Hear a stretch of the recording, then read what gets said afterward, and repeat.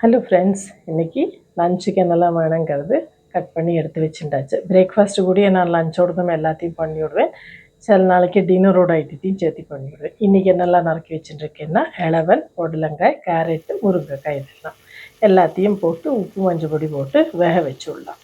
Okay, பாதிக்கு மேலே வெந்ததும் வேக வச்ச துவரம்பருப்பு இல்லைன்னா பாசிப்பருப்பு. நான் இன்றைக்கி துவரம்பருப்பை வேக வச்சு கலந்துட்டுருக்கேன்.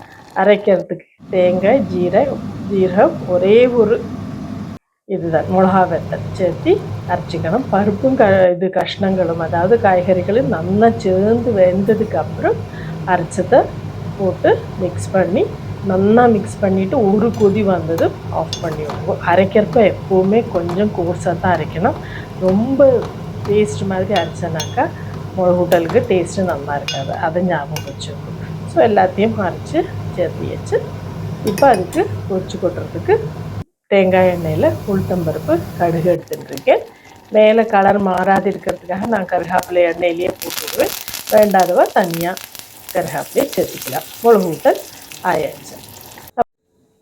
ஆறுன சாதத்தில் பொரிச்சு கொட்டி விடுறது உளுத்தம்பருப்பு, கடுகு, பெருங்காயம், அப்புறமா கருகாப்பிலையும் போட்டு பொரிச்சு கொட்டி விட்டு இஞ்சி பச்சை மிளகா நறுக்கி போடுறது, வெள்ளரிக்காயை பொடி பொடியாக நறுக்கிக்கிறது, கேரட்டை துருவி சேர்த்திக்கிறது, புளிக்காத தயிரும் சேர்த்தி உப்பையும் சேர்த்து நல்லா இளக்கிறது.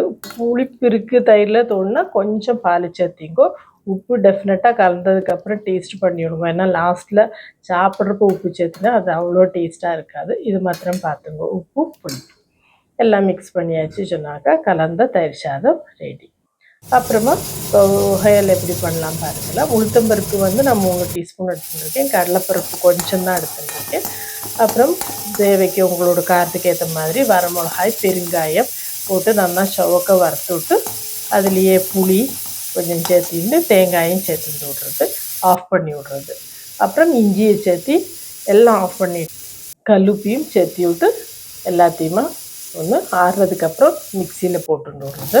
அப்புறம் எங்கிட்ட ஒரு சின்ன பீஸ் வெங்காயம் இருக்கிறதுனால வெங்காயத்தை சேர்த்தி வதக்கினேன். அது இல்லைன்னா ஸ்கிப் பண்ணி விடலாம். ஆஃப் பண்ணி விட்டு கொத்தமல்லி கருகாப்பிலையை அந்த சூட்லேயே போட்டு வச்சுருக்கேன்.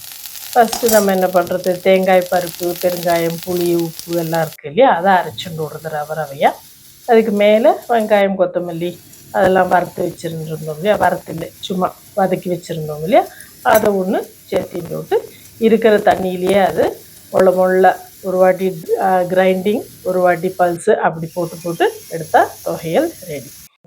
லஞ்ச் ரெடி பண்ணியாச்சு. எல்லா வெஜிடபிளும் போட்டு ஒரு மிளகூட்டல், பொரிச்சு கொட்டி, தயிர் சாதம், தேங்காய் தொகையல், கொத்தமல்லி கருவேப்பிலை போட்டு ஸ்பைஸியாக, அப்புறமா பை டிஃபால்ட் இருக்கிற அப்பளம். சேனல் பிடிச்சிருந்தானாக்கா பண்ணி பார்த்து சப்ஸ்கிரைப் பண்ணுங்கள்.